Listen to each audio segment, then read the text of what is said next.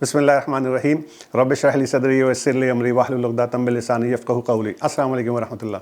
मैं सलमान रशीद आपके साथ हूँ और जैसे कि हमने लास्ट वीडियो में डिस्कस किया था कि पोर्टेबल फायर एक्सटिंग्विशर्स की जो सीरीज़ होगी वो मैं आपके साथ लेकर आऊँगा इंशाल्लाह।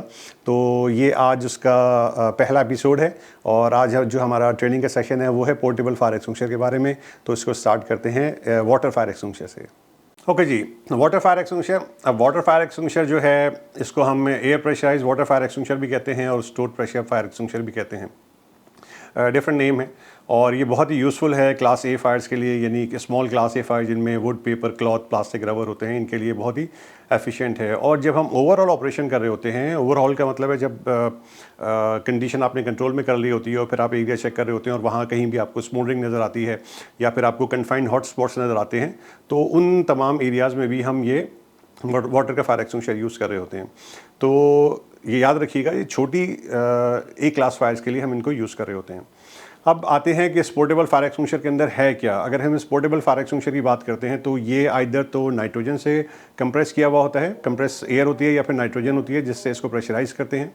और पानी चूँकि खुद से नहीं आ सकता तो हमें कोई ना कोई एक्सपेलिंग एजेंट चाहिए होता है, तो नाइट्रोजन या फिर कंप्रेस एयर इसके अंदर यूज़ होती है। इसके साथ एक वेल्व के साथ इसकी गेज लगी होती है जो कि आपको इसका प्रेशर बता रही होती है कि कितना इसका प्रेशर है। और जैसे ही आप उसको एक्टिवेट करते हैं, इसका लीवर पिन वगैरह निकालने के बाद जैसे लीवर को प्रेस करते हैं तो साइफन ट्यूब के ज़रिए प्रेशराइज पानी बाहर आता है। मतलब कि जैसे ही वो जो एक्सपेलिंग एजेंट है बाहर आता है तो अपने साथ वाटर को साथ लेकर आ रहा होता है। तो ये आपने याद रखना है पोर्टेबल फायर एक्सटिंग्विशर का मेन ऑपरेशन क्या है और किस तरह से ये काम कर रहा होता है। अब इसकी एप्लीकेशन है जैसे मैंने आपको बताया कि ये जो स्टोर्ड प्रेशर फायर एक्सटिंग्विशर है ये यूज़फुल है all type of A class fire के लिए। अब इसमें इनिशियली जब हम यूज़ कर रहे होते हैं तो हमें हमेशा याद रखना है कि इसके आग के हमने बेस के ऊपर फायर करना है। हर पोर्टेबल फायर एक्सटिंग्विशर के लिए यही कुलिया होता है, हमने उसके हमेशा बेस के ऊपर कहना चाहिए फ्लेम का जो बेस है वहाँ पर हमने इसको यूज़ करना होता है। और जब हम इसको बुझा रहे होते हैं फ्लेम को, तो फिर हमने क्या करना होता है, जो इसकी जो स्टीम है डायरेक्टली वो हम स्मोल्डरिंग या ग्लोइंग एरिया जो होता है जहाँ हमें लग रहा होता है कि यहाँ से हीट निकल रही है, हम उस एरिया की तरफ डायरेक्ट कर रहे होते हैं। और इसके लिए फिर हमें करीब से करीब आना होता है ताकि हम प्रॉपर्ली अपना फायर एक्सटिंग्विशर वहाँ पे यूज़ करें। और जो डीप सीटेड फायर होती हैं उनको फिर हमें किसी क्रोबार वगैरह से उसमें लकड़ी वगैरह को हटाना पड़ता है, कॉटन बेल्स को हटाना पड़ता है ताकि ये प्रॉपर्ली बॉटम तक अच्छी तरह से वाटर जो है उसका सोक कर जाए।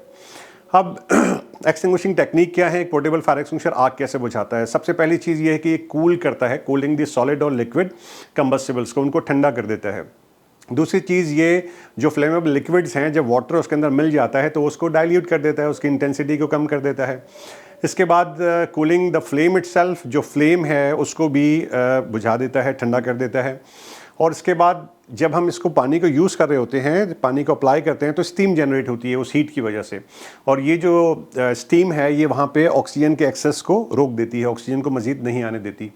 और जो फॉग हम इसको जब कभी कभार हम इसको आगे नोज़ल के अंगूठा रख के पानी का स्प्रे भी कर रहे होते हैं, तो जब ये फॉग आगे जा रही होती है तो ये जो रेडिएंट हीट निकल रही होती है उस रेडिएंट हीट को भी वहाँ से रोक देती है, वो डिफरेंट एरिया में नहीं पहुँच पाती है। तो इस तरीके से ये पोर्टेबल फायर एक्सटिंग्विशर जो है आग को एक्सटिंग्विश करता है। ये इसकी एक्सटिंग्विशिंग टेक्निक्स हैं।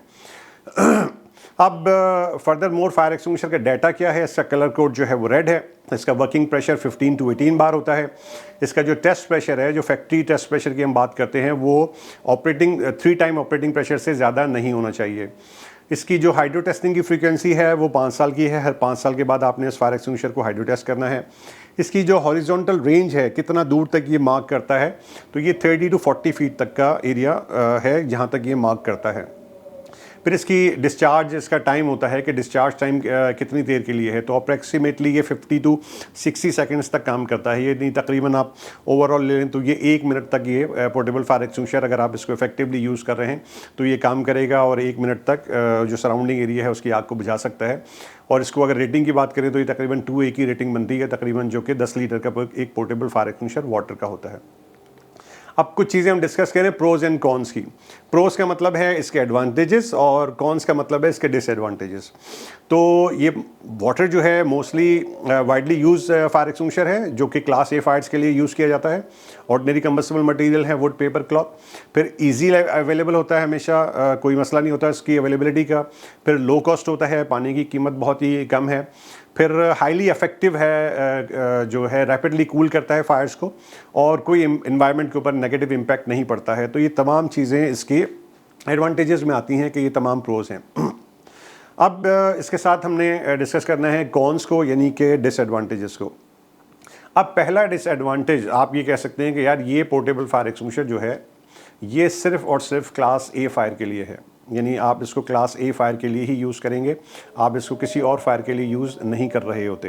तो याद रखिएगा, वाटर का जो पोर्टेबल फायर एक्सटिंग्विशर है वो सिर्फ और सिर्फ क्लास ए फायर के लिए है। तो हमारा ये एडवांटेज नंबर 1 हो गया। एडवांटेज नंबर 2 क्या है? It does conduct electricity. ये इलेक्ट्रिसिटी कंडक्ट करता है, ये गुड कंडक्टर है। तो कभी भी आपने वाटर का फायर एक्सटिंग्विशर इलेक्ट्रिकल फायर के ऊपर यूज़ नहीं करना है। इसी तरह से फोम का फायर एक्सटिंग्विशर भी उसके अंदर 97% पानी होता है, तो उसको भी आपने इलेक्ट्रिकल फायर के ऊपर यूज़ नहीं करना, अदरवाइज आप इलेक्ट्रिक्यूट हो जाएंगे, आपको इलेक्ट्रिकल शॉक लगेगा। फिर वाटर फायर एक्सटिंग्विशर, इसके अंदर चूंकि वाटर है और वाटर 0 डिग्री पे फ्रीज़ हो जाता है, तो इसके अंदर हमें एंटी फ्रीज़ डालना पड़ता है उन एरियाज़ में जहाँ नॉर्मल टेम्परेचर 0 डिग्री से नीचे चला जाता है। तो ये याद रखिएगा इस चीज़ को। और वाटर जो है बहुत सारे जो हमारे मेटल्स हैं और केमिकल्स हैं उनके साथ कंपैटिबल नहीं है। लेट्स सपोज के सोडियम है, मैग्नीशियम है, इनके साथ वाटर जो है वो रिएक्ट कर जाता है, और अगर आप इसमें वाटर यूज़ करेंगे इस फायर में, मेटल की फायर में, तो वाटर रिएक्ट करेगा और वहाँ पे मज़ीद एक्सप्लोजन्स होंगे। तो हमें एक चीज़ याद रखनी है, ये कंपैटिबल नहीं है इनके लिए। अब कुछ पॉइंट्स आपको याद रखने हैं। पहला पॉइंट तो ये कि आपने इसकी मंथली इंस्पेक्शन करनी है। अपना एक रजीम बना लें कि हर महीने पोर्टेबल फायर एक्सटिंग्विशर की आपने इंस्पेक्शन करनी है।